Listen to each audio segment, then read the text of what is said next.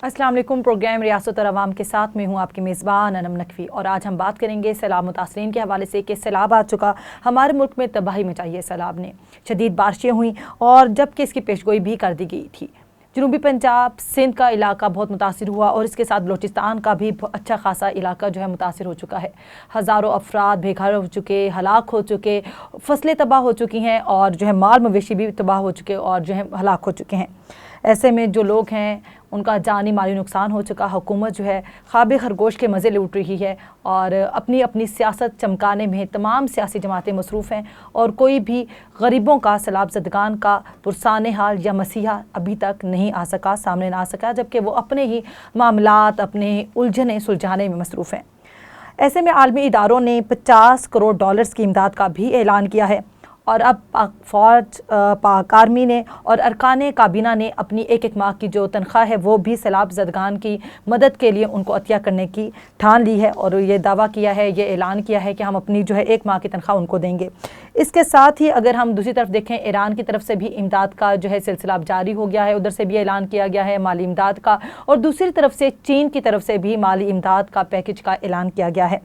Iran की अगर बात करेंगे तो उनके जो मुज्तहिद हैं उन्होंने सहम इमाम और खुम्स से जो है सैलाब ज़दगान की मदद का जो है ऐलान किया है। अगर एक रिपोर्ट के मुताबिक देखें, शहरी रहमान ने जो कही, जो उन्होंने अपने हालिया एक बयान में कहा कि 3 करोड़ लोग बेघर हो चुके हैं और 913 अफराद भी हलाक हो चुके हैं। इस पर बात करेंगे। हमारे साथ आज मौजूद है सीनियर सहाफ़ी हैं आप सज्जाद हैदर साहब। सबसे पहले अपने मेहमान को करेंगे खुशामदीद। वेलकम हमारे प्रोग्राम में, आपको बहुत खुशामदीद सर। सर बताइएगा कि 3 करोड़ लोग जो हैं और तकरीबन 900 से ऊपर जो हैं लोग जो हैं हलाक भी हो चुके हैं और इतने अफराद बेघर हो चुके हैं, 3 करोड़ से ज़ायद।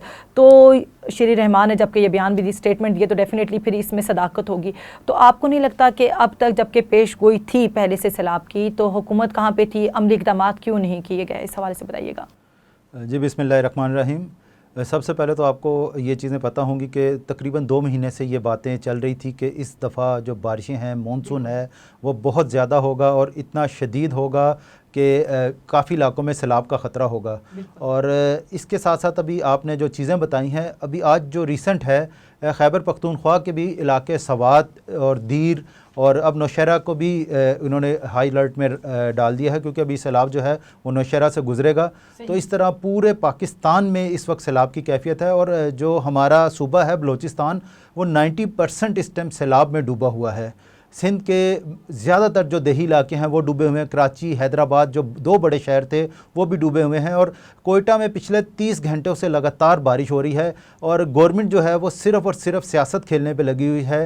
अपोजिशन का भी यही काम है, खाली गवर्नमेंट का नहीं, क्योंकि अपोजिशन की भी इस टाइम काफ़ी जगह पे हुकूमत है, कि खैबर पख्तूनख्वा में हुकूमत है, उनकी कश्मीर में हुकूमत है, लेकिन अभी तक किसी की जानिब से कोई अमली इक़दाम नहीं आया।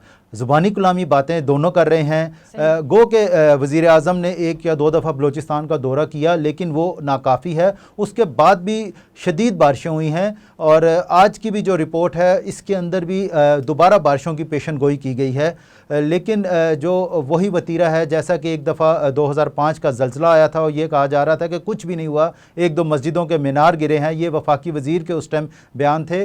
तो उस वक्त भी 75,000 लोग लुक़मा अजल बन गए थे। उसके बाद हमें ख़्याल आया था ये काम करने का। और जो इमदाद की बात की जा रही है 50 करोड़ डॉलर, मैं आपको बताऊं कि उस वक्त 75,000 लोग लुक़मा अजल बने थे सिर्फ़ कश्मीर और खैबर पख्तूनख्वा के कुछ इलाके में। यहाँ पर 80% पाकिस्तान अभी तक डूबा हुआ है और ये 50 करोड़ डॉलर मेरे ख्याल से एक पिनट है।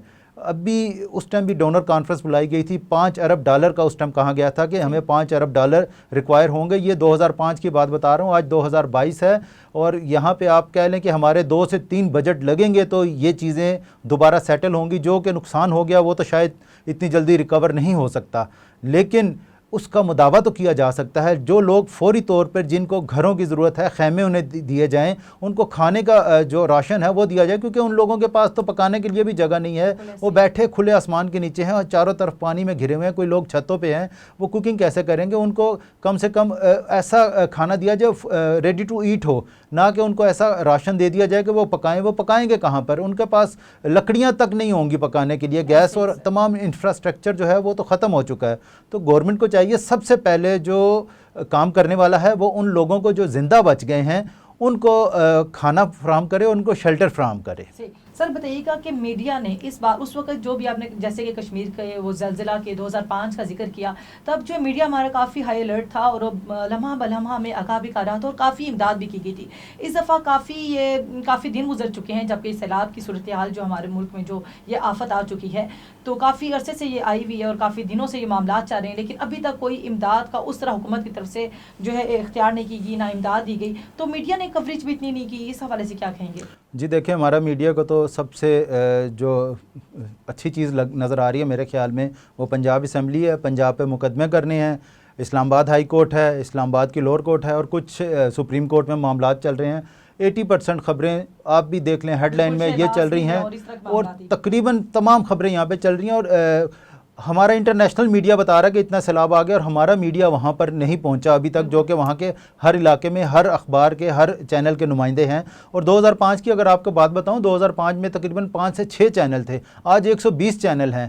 اس کے باوجود بھی کوئی ایسا اتنا بڑا ڈیزاسٹر آیا اور اس طریقے کی اس کو کوریج نہیں دی گئی جو کہ دینی چاہیے تھی. اگر ہم اپنے جو یہ ڈیزاسٹر ہے دنیا کو نہیں دکھائیں گے تو دنیا کیسے ہماری امداد کرنے کے لیے آئے گی؟ ہم نے ہی دکھانا ہے کہ ہمارے ساتھ یہ کچھ ہو گیا ہے. کوئی باہر سے آ کے آپ کی ایسے امداد نہیں کرے گا جب تک آپ ان کو دکھائیں گے نہیں ہمارا اتنا نقصان ہو گیا ہے.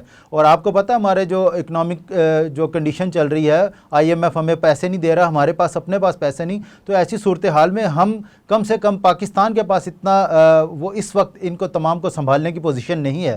تو انٹرنیشنل اداروں سے اپیل کرنی چاہیے، نہ صرف امداد کی بلکہ ان کے ساتھ ایسا بھی ایگریمنٹ ہونا چاہیے یا وہ لوگ آ کے یہاں پہ ہمیں جو ریلیف ہے اس کے اندر ہمارا ہاتھ بٹائیں. ہمارے کوئی بھی ادارہ ایسا نہیں ہے سوائے 1112 جو کہ پنجاب میں یا KPK میں ہے، اس کے علاوہ کوئی ایسے اسکلڈ پرسن نہیں ہے جو کہ اتنے بڑے ڈیزاسٹر سے نمٹ سکے یا ان کی ٹریننگ نہیں ہے.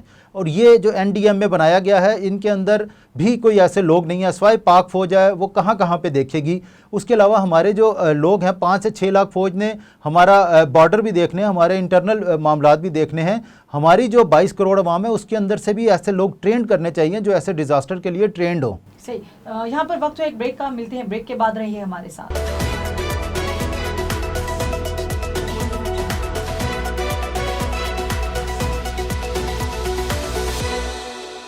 ویلکم بیک ناظرین. سر بتائیے گا کہ پاک آرمی نے اعلان کیا ہے کہ اپنی ایک ماہ کی جو تنخواہ ہے جو جنرل آفیسرز ہیں وہ دیں گے، اور اس کے علاوہ ارکان کابینہ جو ہے کابینہ کے ارکان ہیں وہ بھی 1 ماہ کی تنخواہ دیں گے. تو آپ کو لگتا ہے کیا یہ کافی ہوگی؟ لیکن اس اقدام کو سراہنا بھی چاہیے. اس اقدام کو آپ کس نظر سے دیکھتے ہیں؟ اور دوسرا یہ بتائیے گا کہ 1 ماہ کی تنخواہ ان کی کافی ہوگی، اور ایسے میں اور سے وہ جو مخیر حضرات ہیں کیا ان کو اس وقت جب کہ نظر نہیں آ رہے مخیر حضرات، جیسے کہ کبھی بھی اگر کوئی حادثہ یا اس طرح کی آسمانی آفت کوئی آتی ہے تو وہ لوگ مدد کے لیے اٹھ کھڑے ہوتے ہیں، لیکن اس بار کوئی نظر نہیں آ رہا سامنے. تو ان تمام پہلوؤں کو ذرا سمرائز کریے گا اور روشنی ڈالیے گا ان پہ. جی دیکھیں، پہلے بھی ایسے ڈیزاسٹر آئے ہیں اور یہ ویری فرسٹ ٹائم ہوا کہ 1 منتھ کی سیلری پاک آرمی نے ڈونیٹ کی ہے اس ڈیزاسٹر کے لیے. اس کے علاوہ کابینہ نے بھی دی ہے. کابینہ کا تو شاید زیادہ دینی چاہیے تھی کیونکہ یہ وہی لوگ ہیں جنہیں عوام نے منتخب کیا اور ان کے لیے آئے، ان کے لیے ہی یہ ڈونیشن کرے ہیں.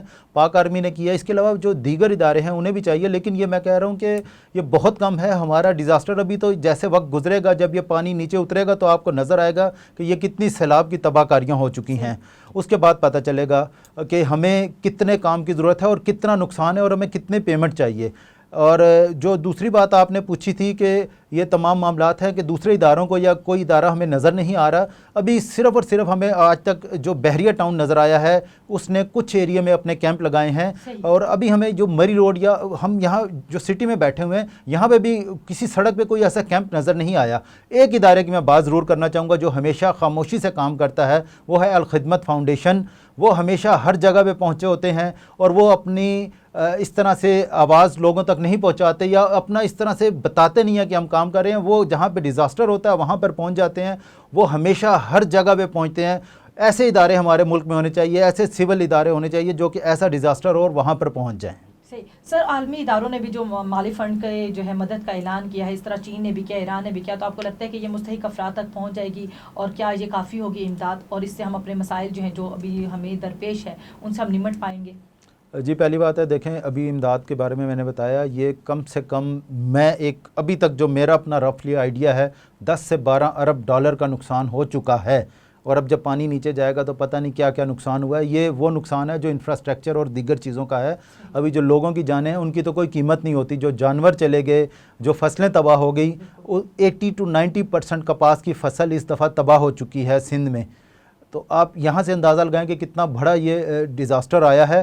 اور امداد جو لوگوں تک نہیں پہنچے گی, یہ گورنمنٹ کا کام ہے. انہیں بالکل ایک ایسا میکینزم بنانا چاہیے کہ جو ایک ادارے ہیں ایسے بنائیں کہ وہ جو مستحق لوگ ہیں وہاں تک امداد پہنچے. یہ نہ ہو کہ راستے میں ہی امداد غائب ہو جائے اور جو مستحق لوگ ہیں وہاں تک امداد نہ پہنچے اور وہ ہمیشہ کی طرح روتے ہی رہ جائیں. سر صحیح. سر ابھی کچھ خبریں آج کیونکہ میں پڑھ رہی تھی, کچھ خبریں ایسی بھی آ رہی ہیں کہ سندھ کے علاقے میں جس طرح کہ آپ کو پتہ ہے کہ ہمارے پاس جب آتا ہے کوئی ایک بندہ بنایا جاتا ہے جو اس کا دینے والا ہوتا ہے, پرووائڈر ہوتا ہے, تو اس طرح کے گھپلے جس طرح کا آپ نے بھی ذکر کیا اس طرح کے بھی آ رہے ہیں. تو حکومت کو نہیں چاہیے کہ جس طرح کہ آپ نے بھی ذکر کیا اس طرح تفصیلاً اس کے حوالے سے بتائیے گا کہ حکومت کو اس حوالے سے بھی اقدامات کرنے چاہیے کہ تاکہ ان پر جو ہے وہ رکھا جائے چیک اینڈ بیلنس, تاکہ مستحق افراد تک جو بھی امداد ہے پہنچ سکے, نہ کہ وہ صرف کچھ افراد کے ہاتھ تک رہ جائیں.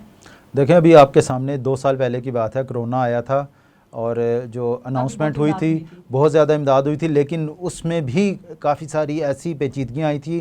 وہ کیس بھی سپریم کورٹ میں آیا تھا, اس کے اندر بھی بہت سارے گھپلے ہوئے تھے. اور اگر ایک دفعہ اس گھپلوں کو جو قصوروار ہے اس کو سزا دے دی جائے تو دوبارہ ایسے گھپلے نہیں ہو سکتے. لیکن ہمارا المیہ ہے یہ کہ ایسے لوگ جو کہ ان گھپلوں میں شامل ہوتے ہیں ان کو کبھی سزا نہیں ہوئی, اور وہ تو طاق میں ہوتے ہیں کہ اس طرح کا کوئی ڈیزاسٹر آئے اور دوبارہ ان کو موقع ملے ایسی چیزوں کے لیے یا کرپشن کرنے کا. تو مجھے نہیں امید کہ اگر ہمارے جو ادارے ہیں وہ ابھی اتنے کیپیبل ہیں یا ان کے اندر اتنی استدعا ہے کہ وہ لوگوں تک پہنچائیں. اس کے لیے گورنمنٹ کو تو کرنا چاہیے, لیکن گورنمنٹ ابھی جو ڈیزاسٹر آ چکا ہے فوری طور پر ایسا ادارہ نہیں بنا سکتی. تو اس کے لیے چاہیے کہ ایک لانگ ٹرم پالیسی بنائی جائے. اور ویسے بھی پاکستان کے بارے میں بتایا گیا ہے کہ پاکستان ٹاپ 10 کنٹریز وہ ہیں جہاں پہ یہ گلوبل وارمنگ کے اندر شامل ہے. اور یہ ہمارا ایک نہیں ہے, خدا نہ کرے کہ دوبارہ آئے, لیکن ہمیں اس کے لیے پریپیئر رہنا چاہیے. بالکل بالکل. جیسے کہ پیش گوئی کی گئی تھی اس دفعہ مونسون کی بارشیں کافی زیادہ ہوں گی, لیکن ہماری حکومت کی طرف سے کوئی عملی اقدام نہیں کیا گیا.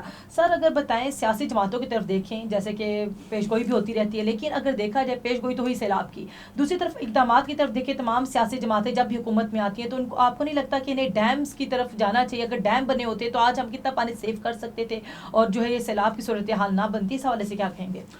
جی بالکل. دیکھیں ڈیم کے اوپر سب گورنمنٹ جو ہے وہ باتیں کرتی ہیں. ایک سپریم کورٹ کے چیف جسٹس صاحب نے بھی بہت اس پہ شور مچایا تھا, لیکن آج تک اس ڈیم کا سنگ بنیاد ہی رکھا گیا ہے. وہ اس کے لیے بھی اس وقت 14 ارب پاکستانی روپے چاہیے تھے, اور وہ ڈالر کے ساتھ اگر ملٹی پلائی کریں تو اس ٹائم 30 ارب روپے کے قریب پہنچ چکا ہو چکا.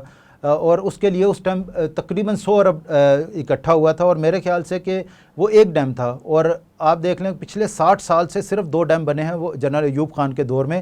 اس کے بعد سے کوئی بڑا ڈیم نہیں بن سکا. اور آج یہ جو مونسون کا پانی ہے ہمارا, اگر اس طرح کی بارشیں ہوتی ہیں تو ہمارے 6 سے 7 ڈیم بھر سکتے ہیں. ہمارا ایک المیہ اس کو کہہ لیں کہ ہم 6 سال تو پیاسے مرتے ہیں, پانی نہیں ہوتا ہمارے پاس, اور 6 مہینے پیاسے مرتے ہیں, اور 6 مہینے جو ہے نا ہم پانی میں ڈوب کے مرتے ہیں. اور اگر اس کے لیے ڈیم بنا دیے جائیں, تقریباً 200 کلومیٹر کے بعد ایک ڈیم ہونا چاہیے. آپ کا 2200 کلومیٹر کا یہ تقریباً دریا, یہاں پہ 11 سے 12 بڑے ڈیم بنتے ہیں, اور چھوٹے چھوٹے جو دریا ہیں ان کے اوپر الگ ڈیم بنائیں. آپ کا جو بجلی کا پرابلم ہے وہ بھی حل ہوگا, جو آپ کا زرعی پرابلم ہے وہ بھی حل ہوگا, اور آپ یہ سیلاب سے بھی بچ سکیں گے اس سے. سر جیسے کہ آپ نے بھی ذکر کیا ایک ڈیم کے حوالے سے, تو اس حوالے سے میرے خیال میں عوام نے بڑھ چڑھ کر حصہ دیا تھا, اور میرے خیال میں عوام بھی کافی ڈونیٹ کیا تھا عوام نے, اگر میں غلط نہیں ہوں آپ, کیونکہ اس حوالے سے کافی جو ہے آپ کی رپورٹنگ ہے, تو آپ ہمیں ہماری عوام کو اس حوالے سے بتائیے گا کہ عوام نے بھی کافی میرے خیال میں دل کھول کے جو ہے مدد کی تھی تاکہ ہمارا ڈیم بن سکے, لیکن پائے تک نہ پہنچ سکا, عوام کے پیسے ڈوب گئے. دیکھیں اتنا بڑا منصوبہ تھا, وہ ایک صرف اور صرف عوام کے اس سے نہیں بن سکتا تھا. اس وقت میں نے آپ کو بتایا 1400 ارب روپیہ چاہیے تھا, جس کے لیے 150 کے قریب, اگر میں غلط نہیں ہوں تو 150 کے قریب ارب اکٹھا ہوا تھا.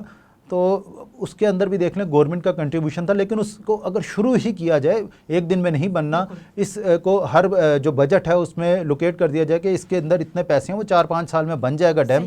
لیکن اگر اس ڈیم کے اوپر بنانے کے اوپر ہی بات نہیں شروع کریں گے تو وہ ختم کیسے ہوگا معاملہ؟ بالکل صحیح. سر بتائیے گا کہ یہ جو معاملات ہوئے, سیلاب آیا ہمارے ملک میں, اور آپ بتا رہے کپاس کے بھی 80% تقریباً فصل جو ہے تباہ ہو چکی ہے, باقی گندم بھی, ہماری فصلیں جتنی بھی تھی جس علاقے میں جو فصل تھی وہ تباہ ہو چکی ہیں, تو آپ کو نہیں لگتا کہ معاشی بحران بھی دوبارہ سے جنم لے گا؟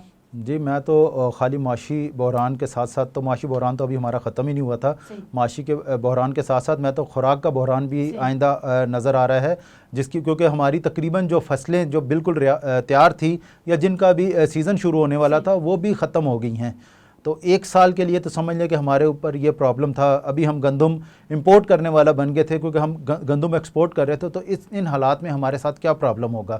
تو یہ بہت بڑا بحران ہمیں آئندہ 1 یا 2 سال فیس کرنا پڑے گا، خوراک کے حوالے سے بھی اور معاشی حوالے سے تو نظر آ ہی رہا ہے. صحیح. اس کے ساتھ ہی ناظرین ہمارے پروگرام کا وقت بھی اختتام پذیر ہوا. اپنے مہمان کا کریں گے شکریہ جنہوں نے اپنا قیمتی وقت ہمیں دیا، اور حکومت وقت سے اپیل کریں گے اور تمام سیاسی جماعتوں سے اپیل کریں گے کہ اس وقت اپنے اندرونی اختلافات کو بھلا کر عوام کے لیے اٹھ کھڑے ہوں، چاہے وہ عمران خان ہوں، نواز شریف ہوں، شہباز شریف ہوں یا دیگر جماعتیں ہوں، اسلامی جماعت ہو، کوئی بھی جماعت ہو. ان کو اس وقت چاہیے کہ سیلاب زدگان اپنی عوام کے دکھ میں ان کے ساتھ کھڑے ہوں اور ان کی مدد کے لیے آگے بڑھیں تاکہ عوام کے دلوں میں گھر کر سکیں، نہ کہ صرف جب وقت آتا ہے ووٹ کا تو ان کے گھر جاتے ہیں، ان کی منتیں کرتے ہیں، اور جب اس طرح کے معاملات آتے ہیں تو دور سے صرف ہاتھ ہلا دیتے ہیں.